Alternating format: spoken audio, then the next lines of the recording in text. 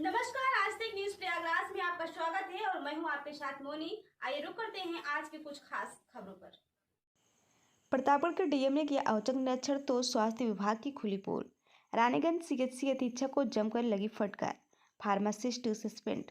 अचानक निरीक्षण करने पहुंचे डीएम शिव सहाय अवस्थी ने 3 मेडिकल स्टोर कर दिया सील, दवाएं जब्त।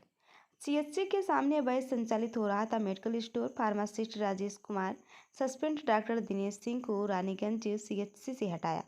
डॉक्टर रतीश मिश्रा, उपेंद्र राय, वार्तिका सिंह और कर्मचारी सुषमा, आशुतोष पांडे, हर्ष पांडे का 1 दिन का वेतन काटने का आदेश।